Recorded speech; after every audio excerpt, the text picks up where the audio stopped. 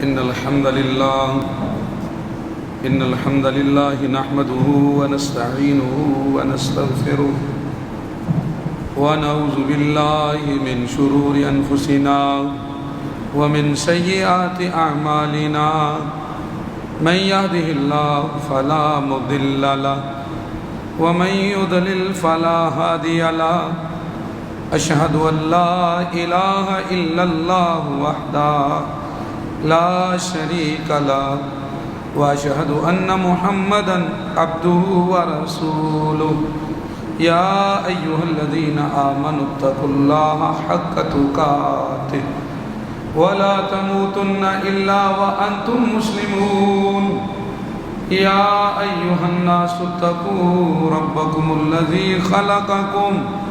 خلقكم من نفس واحدة وخلق منها زوجها وبث منهما رجالا كثيرا ونساء واتقوا الله الذي تساءلون به والأرحام إن الله كان عليكم رقيبا يا أيها الذين آمنوا اتقوا الله وقولوا قولا سديدا يصلح لكم أعمالكم ويغفر لكم ذنوبكم ومن يطع الله ورسوله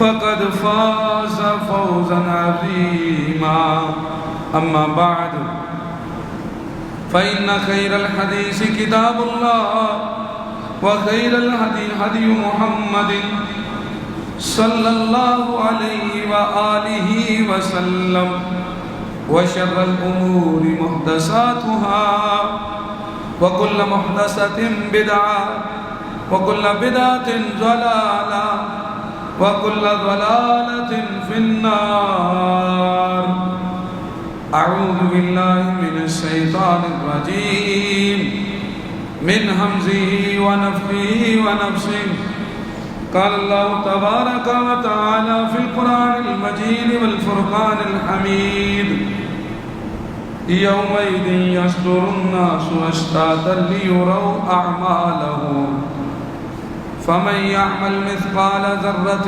خيرا يره ومن يعمل مثقال ذرة شرا يره. محترم بھائیوں، قابل احترام ساتھیوں، بزرگوں اور قابل احترام ماؤں، بہنوں، عزیز طالب علموں، ہم اپنے پروردگار کا جتنا بھی شکر ادا کریں، حمد و ثنا کریں، وہ کم ہے اس کی نعمتوں کے مقابلے میں، اور وہ ذات بابرکت و اقدس اس کی اہل ہے کہ اس کی تعریف اور حمد و ثنا کی جائے۔ محترم بھائیوں، آج کا یہ جو خطبہ ہے اس کے اندر اس ماہ ذوالحجہ کے متعلق باتیں ہوں گی، جس میں مختصر 5 چیزیں میں ذکر کروں گا۔ ایک چیز ایسی ہے جو عام ہے اور اس کا اس مہینے سے بھی تعلق ہے، اور باقی 4 چیزوں کا خاص اسی کے ساتھ تعلق ہے۔ تو وہ جو عام چیز ہے جس کا ذوالحجہ کے ان 10 دنوں کے ساتھ بھی تعلق ہے، تو وہ کیا ہے؟ نبی کریم صلی اللہ علیہ وسلم نے فرمایا، کل الانسان یغدو فباعث نفسہ فمعتقها او موبقها۔ ہم میں سے ہر بندہ صبح اٹھتا ہے، آپ نے فرمایا اس کی مثال ایک تاجر جیسی ہے، اور وہ اپنے نفس کو فروخت کرتا ہے، اپنے وقت کو جو اس کے پاس ہے اس کا سرمایہ کرتا ہے، کچھ اپنے آپ کو بچا لیتے ہیں آخرت کے عذاب سے، اور کچھ اپنے آپ کو اس میں پھنسا کر ہلاک کر دیتے ہیں۔ ہم میں سے ہر بندے کی مثال نبی کریم صلی اللہ علیہ وسلم نے فرمایا روزانہ صبح ایسے ہی ہے جیسے ایک تاجر منڈی جاتا ہے اور شام کو واپس آتا ہے، یا تو وہ نفع اٹھا کے لایا یا اس نے نقصان حاصل کیا۔ تو لہذا ہمیں یہ پتہ ہونا چاہیے کہ ہمارا نفع نقصان کیا ہے، ہمارا اخروی نفع نقصان ہمارے آج کے عمل کے اوپر، ایمان اور عمل کے اوپر ڈیپینڈ کرتا ہے، اس کے مطابق ہمارا نفع نقصان ہے۔ اللہ رب العالمین نے کچھ ایسی خاص جگہیں وقت بتائے ہیں کہ ان میں اگر ہم عمل کریں تو وہ بہت قیمتی ہو جاتا ہے۔ یہ بنیادی چیز ہم میں سے ہر ایک کو پتہ ہونا چاہیے، جیسے کہ تاجر کو پتہ ہوتا ہے کہ میں نے فلاں جگہ سے یہ سامان لینا ہے، اس میں مجھے نفع ملے گا۔ ہمیں بھی علم ہونا چاہیے اس کے بارے میں کہ میرا نفع نقصان کیا ہے۔ اللہ تعالیٰ نے قرآن پاک کے اندر ارشاد فرمایا من جاء بالحسنۃ فلہ عشر امثالھا، کم از کم ہمیں اپنے ہر عمل کا جو بدلہ ہے، اخروی نفع، وہ منیمم 10 سے شروع ہوتا ہے۔ اور صحیح بخاری شریف میں الفاظ ہیں، رسول اللہ صلی اللہ علیہ وسلم نے فرمایا، اللہ تعالیٰ فرماتے ہیں بندہ جب بھی کوئی عمل کرتا ہے تو میں اس کے نامہ اعمال میں جو اس کا نفع اور نیکی لکھتا ہوں وہ ہے 10 حسنات، 10 نیکیاں، الی 700 ضعف، 700 گنا تک، الی اضعاف کثیرۃ، اور پھر اس کے بعد کئی گنا تک۔ تو یہ جو ہم عمل کرتے ہیں اس کی بنیاد پر ہمارے نفع نقصان کا فیصلہ ہوگا کل قیامت والے دن۔ تو یہ نفع اور نقصان بڑھتا اور کم ہوتا ہے، اس میں ایک چیز بنیادی ہماری طرف سے ہے، اور کچھ 2 ایسی چیزیں ہیں جو اللہ تعالیٰ نے ہمیں پیکیج دیے ہوئے ہیں۔ وہ جو ہماری طرف سے چیز ہے میرے بھائیوں، وہ ہے اخلاص، ایمان اور تقوی۔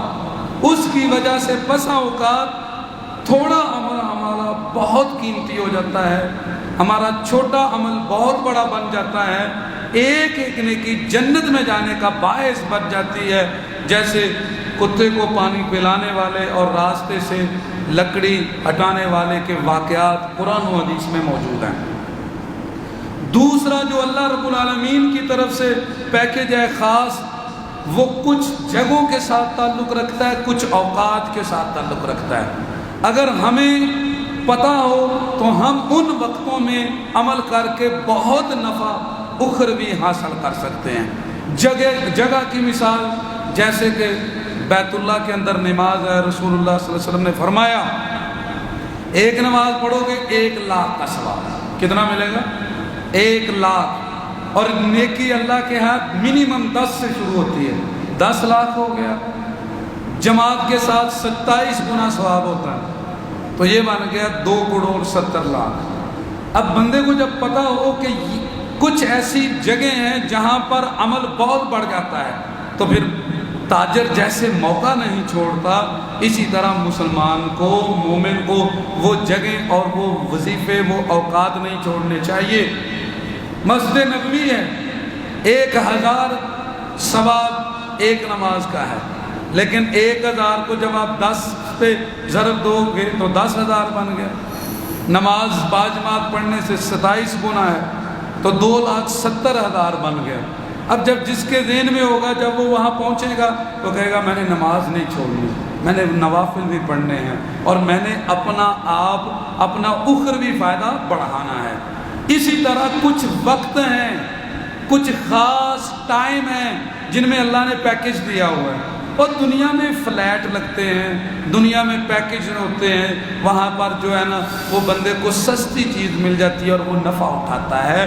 اسی طرح اللہ رب العالمین نے ہمیں بہت سارے نفع دیے ہوئے ہیں، ان میں سے میرے بھائیوں جس طرح کہ آپ اکثر دیکھتے ہیں رمضان کا مہینہ گزرا، رمضان المبارک کے بعد محرم کا مہینہ تھا، اس کے روزوں کی بڑی فضیلت، رمضان المبارک کی آخری 10 راتیں ان کی بڑی فضیلت ہے، عاشوراء کا روزہ آئے گا محرم میں، اس کی فضیلت بیان کی، ایک روزہ 1 سال کے برابر ہے، جمعرات اور سوموار کے دن کی بڑی فضیلت ہے، عام دنوں سے افضل ہے، جمعہ پورے ہفتے کے دنوں سے افضل ہے۔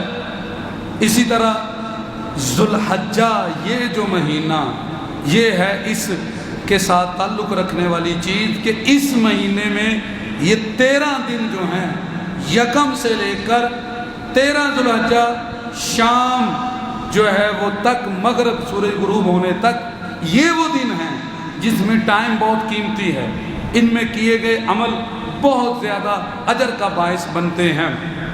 تو یہ تھی میرے بھائیوں وہ بات جو عام ہے اور ذوالحجہ سے بھی تعلق رکھتی ہے۔ ہمیں علم ہونا چاہیے کہ کون سے وقت خاص ہیں جن میں کیا گیا عمل ہمارے لیے بہت قیمتی ہو سکتا ہے۔ اب 4 چیزیں ہیں جو اس ذوالحجہ کے مہینے ان دنوں کے ساتھ خاص تعلق رکھتی ہیں، آپ کے سامنے وہ ذکر کرتا ہوں۔ ان میں سے پہلی چیز ہے پابندی، امساک، اس کے ذریعے ہماری ٹریننگ کی کروائی جا رہی ہے تاکہ ہم اطاعت گزار بنیں، ہم من مرضی والے نہ بنیں، جہاں گنگا بہہ جائے وہاں نہ چل پڑیں، ہم لوگوں کے حالات کے مطابق نہ ہوں۔ ہمیں ان 10 دنوں میں ایک عمومی حکم دے کر جس کو جوڑا گیا قربانی کے ساتھ اور ذوالحجہ کے چاند کے ساتھ، اس کے اندر ہماری تربیت ایک مقصد ہے، تربیت کرنا مقصود ہے۔ وہ حکم کیا ہے؟ کہا اذا رأیتم ہلال ذی الحجہ، جب تم ذوالحجہ کا چاند دیکھ لو، وَأَرَادَ أَحَدُكُمْ أَن يُضَحِّيَ، تم میں سے کسی کا قربانی کرنے کا ارادہ ہو تو فَلْيُمْسِكْ عَنْ شَعْرِهِ وَأَظْفَارِهِ، وہ پھر اپنے بالوں اور ناخنوں سے رک جائے۔ اور صحیح مسلم میں دوسری جگہ یہ الفاظ ہیں، فرمایا اذا دخلت العشر، جب یہ 10 دن جو ہیں عشرہ ذوالحجہ کا شروع ہو جائے، وَأَرَادَ أَحَدُكُمْ أَن يُضَحِّيَ، تم میں سے کسی نے ارادہ کر لیا ہو قربانی کرنے کا، فَلَا يَمَسَّ مِنْ شَعْرِهِ وَبَشَرِهِ شَيْئًا، تو وہ نہ پھر چھوئے بھی نہ اپنے بالوں اور اپنے جسم میں سے ناخنوں میں سے کسی چیز کو۔ اور اس کا ٹائم دورانیہ رکھا حتیٰ یضحیہ، صحیح مسلم کی ایک روایت میں کہ یہ قربانی کرنے تک کا پیریڈ ہے، جب تک قربانی نہیں کر لیتے تب تک یہ کام کرنا ہے۔ اب اس حدیث کا عام مفہوم وہی ہے جو ہم لیتے ہیں کہ بھائی قربانی کرنی ہے، ناخن نہیں تراشنے، بال نہیں کاٹنے، قربانی جب ہوگی اس کے بعد یہ کام ہوگا۔ اور اس میں خاص نصیحت یہ ہے، وہ اللہ کے بندو، ہم نے اگر قربانی پیش کرنی ہے، اگر چاہتے ہیں ہماری قربانی قبول ہو تو اس کے لیے کچھ پابندیاں ہیں جن کا ہم نے خیال رکھنا ہے، اور جب تک قربانی قبول نہیں ہو جاتی وہ پابندیاں ہیں۔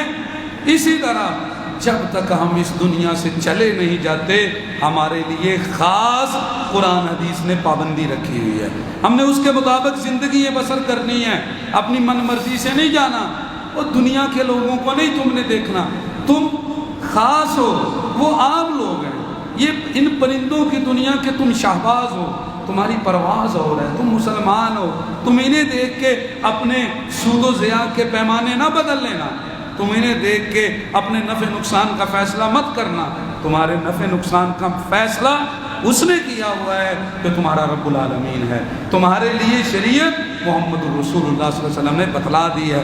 تو یہ وقتی پابندی ہمیں اطاعت کا درس دیتی ہے۔ کیوں نہیں بال کاٹ رہے آپ؟ کیوں نہیں ناخن تراش رہے؟ کیوں؟ کیونکہ آپ قربانی کرنا چاہتے ہیں۔ تو میرے بھائیوں، پوری زندگی میں تو کئی قربانیاں ہم دیتے ہیں، تو اب ہمیں چاہیے پابندیوں کا خیال رکھنا۔ یہ پہلی چیز بنیادی اس عشرے کے اندر ہمارے لیے درس ہے۔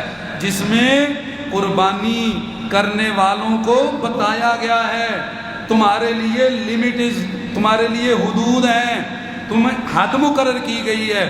تو ہماری زندگی میں ہر چیز کی ہماری حد ہے۔ اگر ہم من مرضی سے چلیں گے ہم مسلمان نہیں، ہم تو اس اونٹنی اور اونٹ کی مانند ہے جسے نکیل ڈال دی گئی ہے، اب اسے پکڑ کے جو بھی لے جائے گا وہ اونٹ اس کے پیچھے چلا جائے گا۔ ہمیں نکیل ڈالی گئی ہے اللہ اور اس کے رسول کے احکام کی، ہم پابند ہیں اللہ کے اور اللہ کے رسول صلی اللہ علیہ وسلم کے۔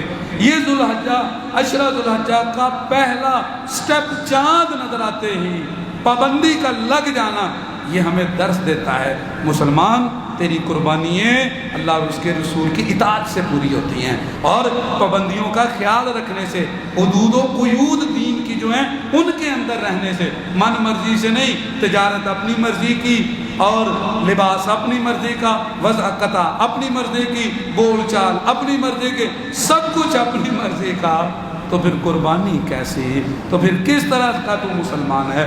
یہ پہلی بنیادی چیز میرے بھائیوں اس چیز کے اندر اس پر درس ہے۔ اب اس کے ساتھ ساتھ فقہی مسئلہ بھی بیان کرنا ضرورت ہے کہ قربان یہ کام جو ہے وہ سارے کریں کہ صرف وہ جس کا قربانی کا ارادہ ہو۔ رسول اللہ صلی اللہ علیہ وسلم نے یہ پابندی اس کے لیے لگائی ہے جس کا قربانی کا ارادہ ہے، لیکن ہمیں چاہیے پورا معاشرہ اس کا پابند رہے، بچوں کو، گھر میں عورتوں کو بھی اس کا درس دے۔ کیوں؟ جب آپ چلے جاؤ گے اگر بچوں کی تربیت نہیں ہوگی تو انہیں کیسے پتہ چلے گا کہ ان 10 دنوں میں پابندی کا کیا مطلب تھا؟ آپ میں گھر کا سربراہ ختم ہو جائے گا، بعد میں بچوں کی تربیت کرنے والا کون ہے؟ اس لیے تربیت کے پیش نظر اس پابندی کا خیال رکھنا سب کے لیے میرے بھائیوں ضروری ہے۔ حتیٰ کہ نبی کریم صلی اللہ علیہ وسلم کی ایک حدیث اس کے متعلق آپ وہ بھی سماعت کر لیں۔ رسول اللہ صلی اللہ علیہ وسلم نے 10 ذوالحجہ کا جب دن تھا تو آپ کے پاس ایک صحابی آیا، رسول اللہ صلی اللہ علیہ وسلم نے بیان کیا کہ مجھے اللہ تعالیٰ نے حکم دیا ہے یہ یوم النحر 10 ذوالحجہ جو ہے اس کو عید بنا دیا جائے، اللہ تعالیٰ نے حکم دیا ہے اس امت کے لیے عید بنائی جائے۔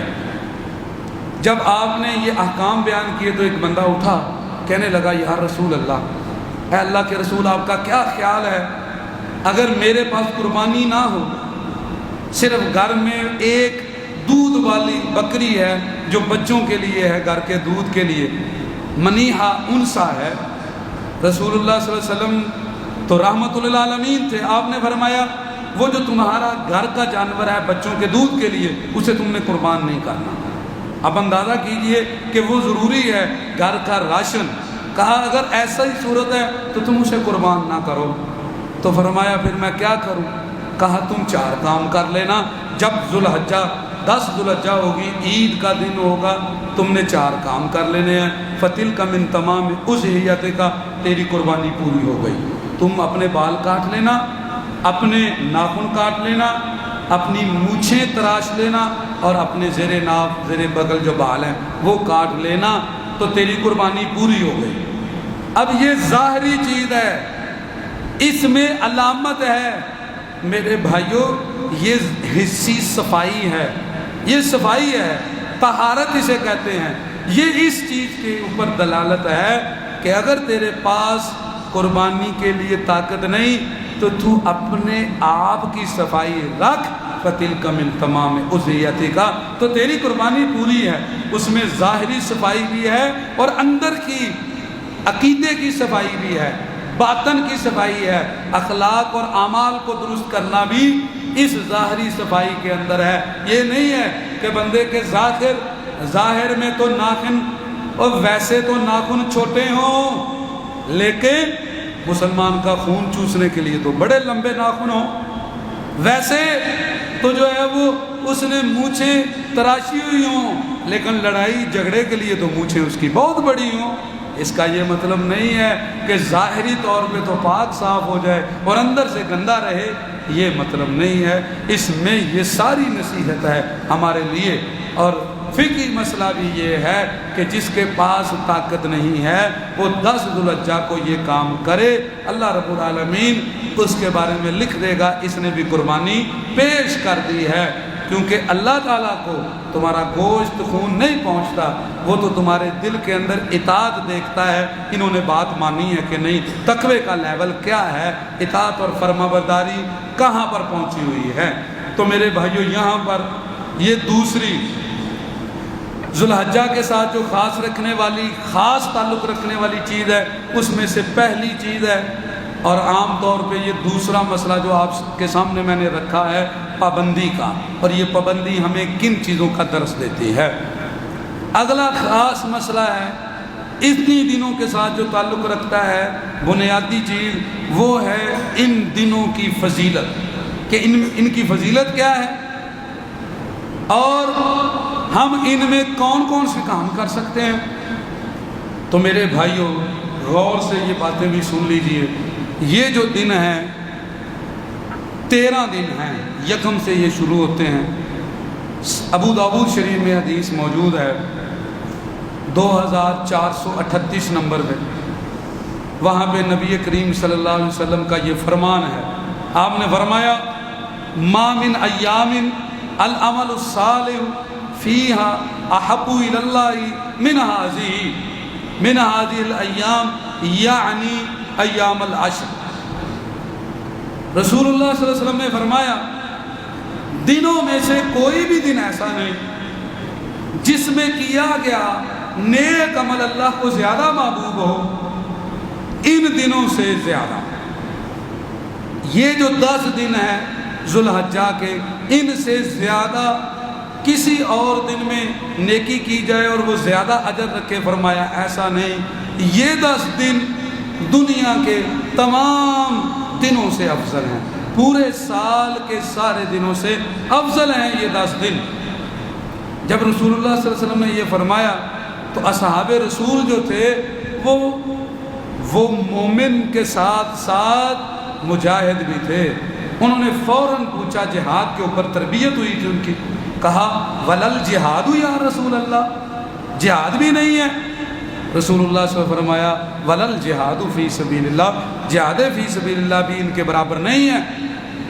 الا رجل خرج بنفسه وماله فلم يرجع بذلك من شيء، فرمایا وہ بندہ نکال دو جو شہید ہو گیا، کیونکہ شہید جو ہے وہ جس دن میں بھی ہوا وہ اپنے آخری مقام کو پہنچ گیا، وگرنہ جو کوشش اور سٹرگل ہے دین کی اور جو جہد ہے اور جہاد ہے وہ ان دنوں کا جو ہے وہ باقی سارے دنوں سے افضل ہے۔ اب اس کا مطلب کیا ہے؟ آپ ان 10 دنوں میں پہلی صف کی پابندی کرتے ہیں، باقی پورے سال کے دنوں سے افضل ہے۔ ان 10 دنوں میں آپ ذکر اذکار کرتے ہیں، باقی پورے سال سے یہ افضل ہے۔ ان دنوں میں آپ نماز با جماعت کا اہتمام کرتے ہیں، باقی سب دنوں سے افضل ہے۔ ان دنوں میں آپ صدقہ خیرات کرتے ہیں، باقی سب دنوں سے افضل ہے۔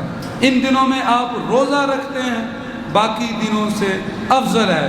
ان دنوں کے اندر آپ جہاد کرتے ہیں، باقی دنوں سے افضل ہے۔ ان دنوں کے اندر آپ کوئی بھی نیکی کرتے ہیں، قرآن پاک کی تلاوت کرتے ہیں، باقی دنوں سے افضل ہے۔ اب آپ ان دنوں میں ایک دفعہ قرآن پاک کمپلیٹ کر لیتے ہیں، اوپر سے دیکھ کے پڑھ لیتے ہیں، سارے سال کے دنوں سے افضل ہے یہ، حتیٰ کہ رمضان المبارک سے بھی یہ دن افضل ہیں۔ راتیں آخری عشرے کی رمضان کی افضل ہے، دن یہ والے افضل ہیں۔ یہ دن رمضان کا مہینہ بھی اور باقی 11 مہینے ذوالحجہ کے علاوہ سب سے افضل ہیں۔ یہ ان دونوں میں فرق ہے، وہاں راتیں آخری افضل ہیں، یہاں دن افضل ہیں۔ رسول اللہ صلی اللہ علیہ وسلم نے یہ بات بتلائی، یہ ابو داؤد شریف میں روایت موجود ہے۔ اب یہاں پر ایک اور بات ہے جو عام طور پہ چھوڑ دی جاتی ہے، مجھے حیرانگی ہوئی، میں نے کہا اس کو کیوں چھوڑا جاتا ہے، پتہ نہیں کیا بات ہے۔ صحیح بخاری شریف میں 669 نمبر پہ روایت موجود ہے. 969 969 آپ صحیح بخاری کھولیں پڑھ لیں. 969 نمبر پہ روایت ہے. امام بخاری نے کتاب العیدین کے اندر باب باندھا ہے اوپر عنوان، اور اس عنوان میں لکھا ہے باقاعدہ باب فضل العمل فی ایام التشریق. 10 ذوالحجہ کے بعد آنے والے 3 دن 11 ذوالحجہ 12 ذوالحجہ اور 13 ذوالحجہ ان کے اندر عمل کی فضیلت کتنی ہے، اس کے اوپر باب باندھا ہے صحیح بخاری میں 969 نمبر میں.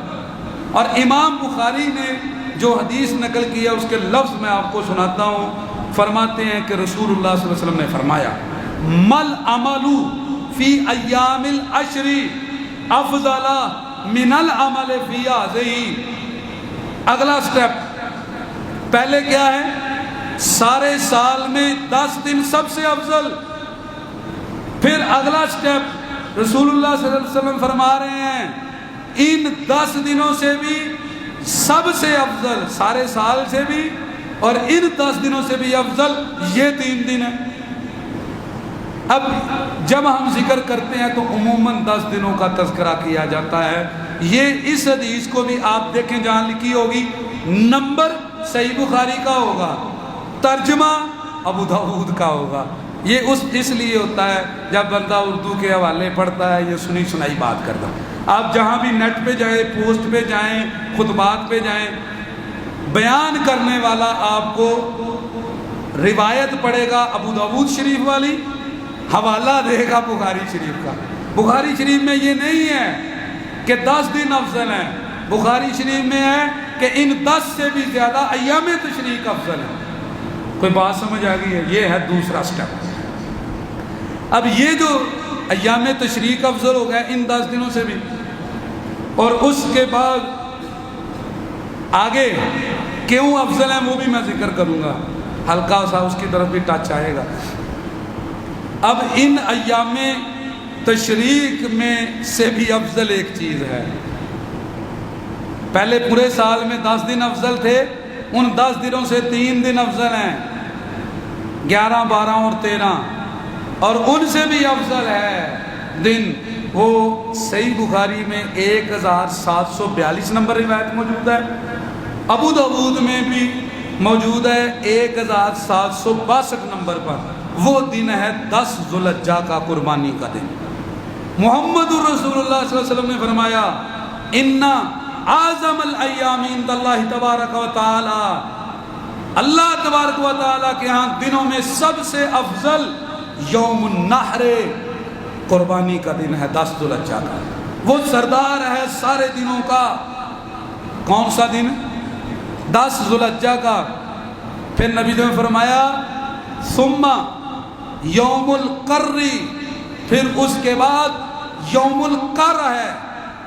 سب سے پہلا نمبر اگر آپ کسی دن کو چاہتے ہو کہ میں عبادت کروں اور وہ سال کے ہر دن سے عظیم دن ہو تو وہ 10 ذوالحجہ کا دن ہے. اور اس کے بعد یوم القر 11 ذوالحجہ کا دن ہے. پھر اس کے بعد 12 اور 13 ذوالحجہ کا یہ 2 دن ہیں. پہلے نمبر پہ 10 ذوالحجہ، دوسرے نمبر پہ 11 ذوالحجہ، تیسرے نمبر پہ 12 اور 13 ذوالحجہ، پھر چوتھے نمبر پہ 9 ذوالحجہ یوم عرفہ کا دن. 4 پوزیشنوں کے بعد 5ویں نمبر پر 1 ذوالحجہ سے لے کر 8 ذوالحجہ تک یہ 8 دن ہیں. گویا یہ 5 وہ کیٹیگریز ہیں جو سب سے افضل ہیں. ان میں سے ہمارے ہاں صرف پہلے عشرے کا ذکر کیا جاتا ہے اور ان 4 کیٹیگریز کو چھوڑ دیا جاتا ہے اور احادیث کے متون کو نہیں پڑھا جاتا. تو میرے بھائیوں میں چاہتا ہوں کہ آپ تھوڑے سے ٹائم پر بھی وہ حاصل نہیں کیا جا سکتا. اب ہم آتے ہیں ان میں سے ایک ایسے دن کی طرف جو جس دن کے روزے کا خاص تذکرہ کیا گیا ہے وہ ہے یوم عرفہ. کون سا دن ہے؟ یوم عرفہ.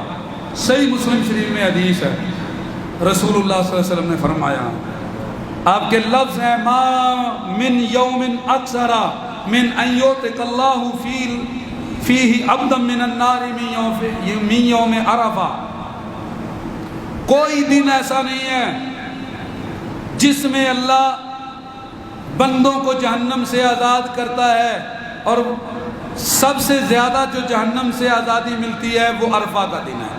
یہ جو خوبی ہے یہ عرفہ کی ہے، عظمت 10 ذوالحجہ کی ہے، لیکن جہنم سے آزادی کے لیے جو سب سے اسپیشل دن ہے وہ 9 ذوالحجہ کا یوم عرفہ کا دن ہے۔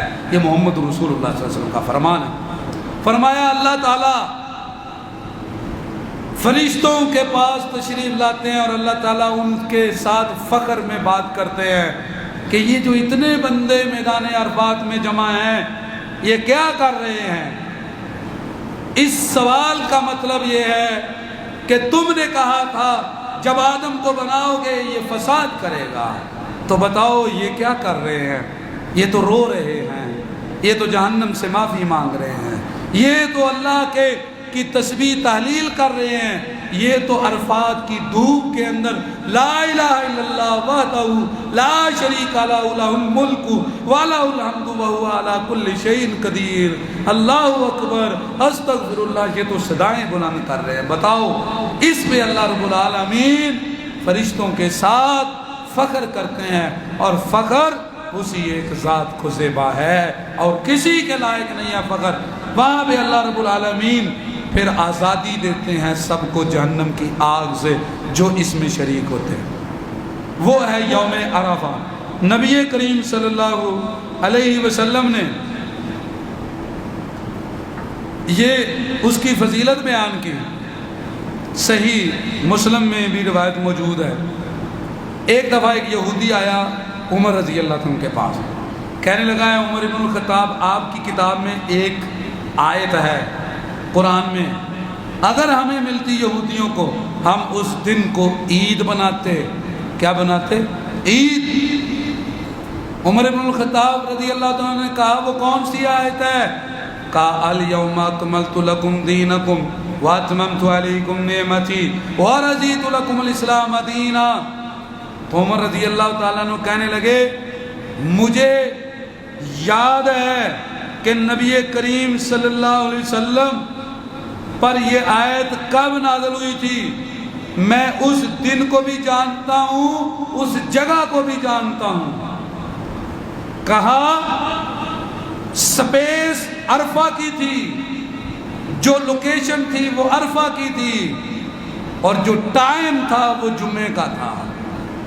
ٹائم جمعے کا تھا، میدان عرفہ کا تھا، اور یہ اسے جواب دیا جا رہا ہے تم کہتے ہم عید بناتے، اللہ نے یہ ہمیں آیت جب ہمیں دی ہماری 2 عیدیں جمع کر دی، ہفتہ وار جمعے کی عید بھی جمع کر دی اور عرفات کی جو سالانہ عید ہے وہ بھی جمع کر دی، اور اسے کہا ہمارے لیے یہ آیت 2 عیدوں میں اتاری گئی ہے، تو ایک عید کی بات کرتا ہے۔ یہ اس جواب کا مطلب اور مقصد تھا۔ عرفہ کی یہ بہت بڑی فضیلت ہے کہ اس دن محمد رسول اللہ صلی اللہ علیہ وسلم کو سرٹیفکیٹ الاٹ کیا گیا، اور میرے اور تمہارے دین اسلام کے اوپر یہ سٹیمپ لگا دی گئی کہ یہ دین کمپلیٹ ہو گیا ہے، یہ دین مکمل ہو گیا ہے، اس میں رد و بدل نہیں ہوگا۔ یہ بہت بڑی فضیلت ہے، اور یہ فضیلت بھی اسی دن کی ہے، یوم عرفہ کی۔ میرے بھائیوں، ان فضیلتوں کو مد نظر رکھتے ہوئے پیغمبر ذیشان محمد رسول اللہ صلی اللہ علیہ وسلم ہمارے نبی کریم نے فرمایا مجھے اللہ کے ہاں یہ امید ہے اگر تم اس دن کا روزہ رکھو گے تمہارے 2 سال کے گناہ معاف ہو جائیں۔ کتنے سال کے؟ 1 سال پچھلا اور 1 سال آئندہ۔ ہم بڑے عقل مند ہیں دنیا کے معاملات میں، اور گندم آئی ہے ہم نے سال کی خرید لی ہے، مہینہ شروع ہوتا ہے راشن مہینے کا رکھ لیتے ہیں، ایڈوانس بکنگ کرواتے ہیں چیزوں کی، یہ ایڈوانس اگلے سال آنے والے کی بکنگ ہے، اللہ تعالیٰ گناہوں سے محفوظ رکھے گا۔ اگر آپ عرفہ کے دن کو صحیح طرح لگا لو گے، عرفہ کا دن آپ کا صحیح عبادات میں گزارا جائے گا روزے کے ساتھ، تو اللہ رب العالمین یہ فضیلت عطا فرمائیں گے۔ میرے بھائیو، یہ اس دن کی خاص فضیلت ہے۔ اب یہاں پر ایک چیز اور پیدا ہو گئی ہے، فضیلت بڑی، روزہ بھی رکھنا ہے۔ کیوں جی، کون کون رکھیں گے عرفہ کا روزہ؟ کھڑا کرو ادھر۔ آپ ہی رکھو گے کہ گھر والوں کو بھی رکھواؤ گے؟ گھر والوں کو بھی رکھوانا ہے انشاءاللہ، گھر والوں کو بھی رکھوانا ہے اور باقیوں کو بھی دعوت دینی۔ اگلا مسئلہ ہے جو آج پیدا ہوا ہے، وہ ہے کہ عرفہ کا دن کون سا ہے؟ عرفہ کا دن کون سا ہے؟ تو اس کو مسئلے کو سمجھنے کے لیے 2-3 دلائل پھر میں آپ کو بتاتا ہوں کہ راجع بات کیا ہے۔ میرے بھائیوں، عربی میں تاریخ جو ہے، تاریخوں میں سے، تواریخ میں سے کئی تاریخیں ایسی ہیں جن کے نام بھی رکھے گئے ہیں، تاریخوں کے نام رکھ دیے گئے ہیں۔ مثال کے طور پہ یہ جو ابھی ذو الحجہ کا مہینہ شروع ہے، اس کی جو 8 تاریخ ہے، جب حاجی مینا میں جاتا ہے، ظہر کی نماز اس نے ادھر ادا کرنی ہوتی ہے، اسے کہتے ہیں یوم الترویہ۔ کیا کہتے ہیں؟ تاریخ 8 ذو الحجہ ہے، نام اس کا رکھ دیا گیا یوم الترویہ۔ پانی بھرتے تھے پہلے، مینا میں پانی نہیں تھا، اب تو بڑی بہاریں ہیں۔ اب تو مینا میں جب میں گیا حج کے موقع پہ، وہاں تو ایئر کنڈیشن ہے، یہ اس وقت کی بات ہے، لوگ اپنا پانی اٹھا کے لے جایا کرتے تھے، تو اس کا نام یوم الترویہ رکھا۔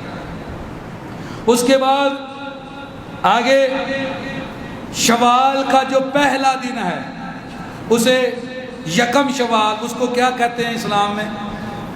عید الفطر۔ اس کا نام کیا ہے؟ عید الفطر، یوم الفطر۔ اسی طرح یہ جو 10 ذو الحجہ کا دن ہے، 10 ذو الحجہ، اسے کہتے ہیں عید الاضحیٰ یا یوم النحر کا دن۔ اس کا نیم علم بن چکا ہے اس تاریخ کا نام۔ ایسے ہی ایام بیز، ہر مہینے کی 13، 14، 15 تاریخ کا نام بن گیا ہے ایام بیز۔ ذو الحجہ کے 11، 12 اور 13 ان دنوں کا نام پڑ گیا ہے ایام تشریق۔ کیا نام پڑ گیا؟ ایام تشریق۔ تاریخ کون سی ہے؟ 11، 12 اور 13۔ اور ہر نام کی الگ وجہ تسمیہ ہے، اتنا وقت نہیں کسی کو پوچھنا ہو، بعد میں مل لے وہ کہ یہ نام اس کا کیوں پڑا ہے۔ اسی طرح اور نام ہیں بہت سارے، تاریخ اور کا ایک علم بن گیا ہے، اب وہ عربی میں وہ چلتا ہے، مراد اس سے وہ تاریخ ہوتی ہے۔ کسی کو کوئی ڈاؤٹ نہیں ہے ان سب کے اوپر، لیکن یوم عرفہ جب آتا ہے پھر مسئلہ بنتا ہے، وہ کہتے ہیں نہیں، عرفہ سے مراد ہے جب حاجی عرفات میں جمع ہو، وہ دن ہے 9 ذو الحجہ، یہاں نہیں۔ جب سب دنوں میں، تاریخوں میں نام سے مراد تاریخ ہے، دیکھیں اگر یوم نبی صلی اللہ علیہ وسلم نے تو یوم النحر بولا، تو قربانی تو ہو رہی ہے سعودیہ میں آپ سے پہلے، عید تو ہو رہی ہے کبھی پہلے کبھی ساتھ۔ ہم اپنے مطلع سے چلتے ہیں، اس میں بہتر بات تحقیق کے مطابق کیا ہے وہ بھی بتاتا ہوں، اور احتیاط کیا ہے وہ بھی بتاتا ہوں۔ تحقیق یہ ہے کہ عرفہ، یوم عرفہ سے مراد آپ کا 9 ذو الحجہ ہے۔ کیوں؟ آج یہ مسئلہ پیدا ہوا ہے جدید ٹیکنالوجی سے، اسلام محتاج نہیں ہے ان الیکٹرانک میڈیا کا۔ اگر اخبارات ختم ہو جائیں، اگر جو ٹیلی کام کے ذریعے ہیں، مراسل ہیں، سارے ختم ہو جائیں، انٹرنیٹ، ٹیلی فون، میڈیا، اخبارات، آپ مجھے بتائیں آپ کو کیسے پتا چلے گا کہ 10 ذو الحجہ کیا ہے، یوم عرفہ کیا ہے؟ آپ اپنا چاند دیکھیں گے، آپ کو سعودیہ سے خبر کیسے آئے گی میلوں دور سے؟ اصل چاند ہے ہمارا، وہی معیار ہے۔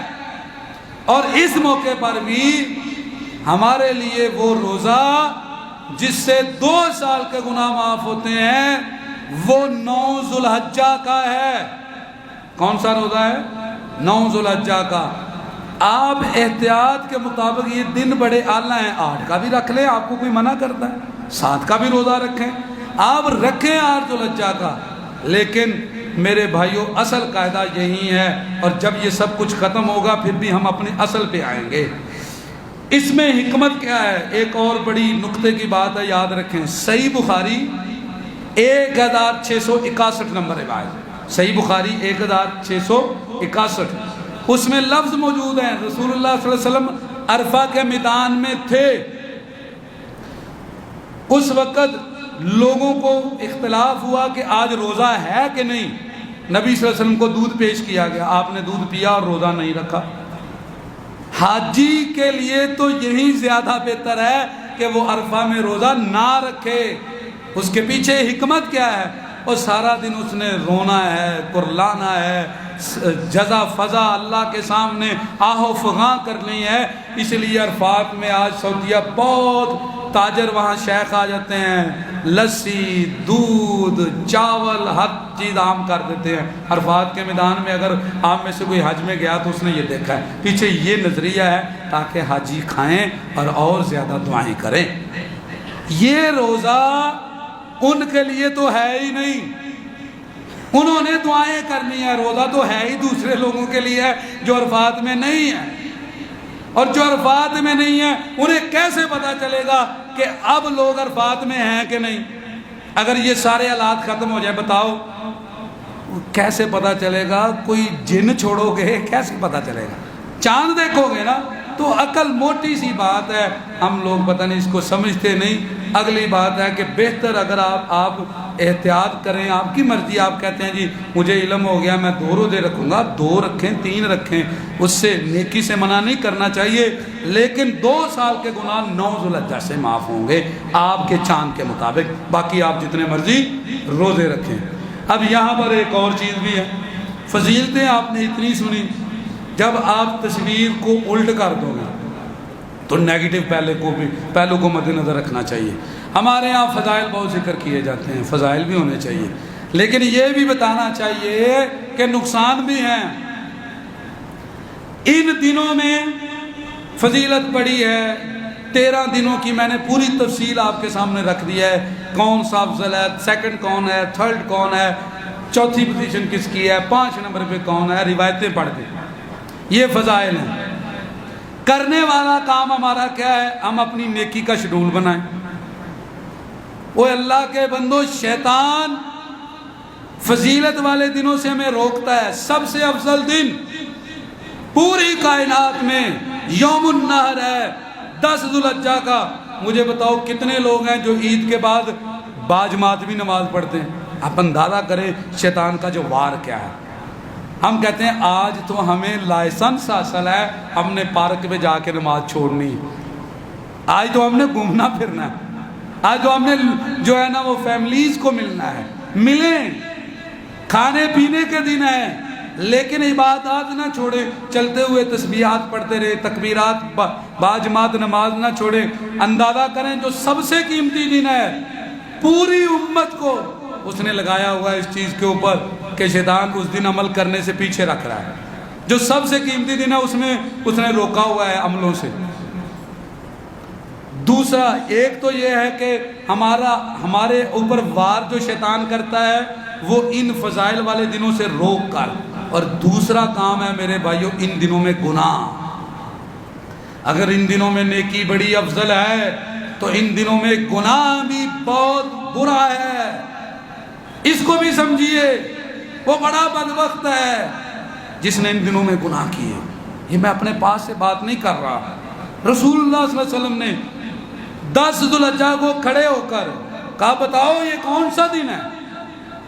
صحابہ کہتے ہیں ہم نے کہا شاید نام بدلنے والے ہیں، کہا آج 10 ذوالحجہ نہیں ہے، قربانی کا دن نہیں ہے؟ کہا جی ہے۔ کہا کون سا مہینہ ہے؟ صحابہ کہتے ہیں ہم نے سمجھا شاید مہینہ بدل گیا، ہم بولے ہی نہیں۔ کہا یہ ذوالحجہ کا مہینہ نہیں؟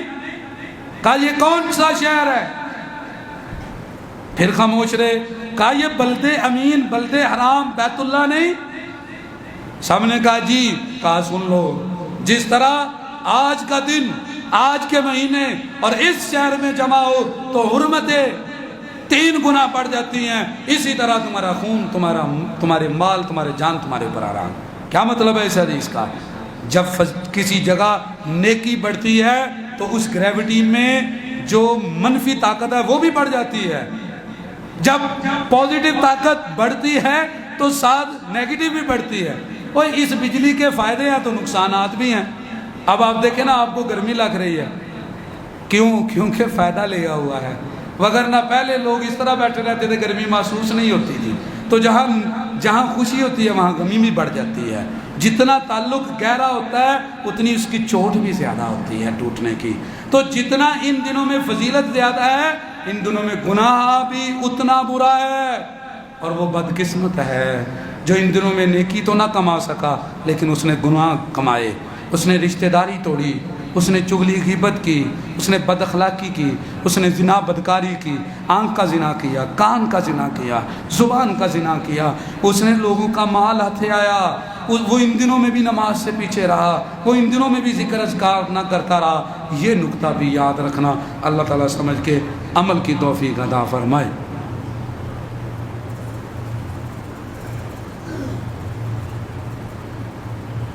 ان الحمد للہ نحمده ونستعینه ونستغفره ونعوذ باللہ من شرور انفسنا ومن سیئات اعمالنا من يهده الله فلا مضل له ومن يضلل فلا هادي له اشهد ان لا اله الا الله وحده لا شريك له واشهد ان محمدا عبده ورسوله يا ايها الذين امنوا اتقوا الله حق تقاته ولا تموتن الا وانتم مسلمون يا ايها الناس اتقوا ربكم الذي خلقكم من نفس واحده وخلق منها زوجها وبث منهما رجالا كثيرا ونساء واتقوا الله الذي تساءلون به والارحام ان الله كان عليكم رقيبا يا ايها الذين امنوا اتقوا الله وقولوا قولا سديدا يصلح لكم اعمالكم ويغفر لكم ذنوبكم ومن يطع الله ورسوله فقد فاز فوزا عظيما اما بعد فان خير الحديث كتاب الله وخير الهدي هدي محمد صلى الله عليه واله وسلم وشر الامور محدثاتها وكل محدثه بدعه وكل بدعه ضلاله وكل ضلاله في النار۔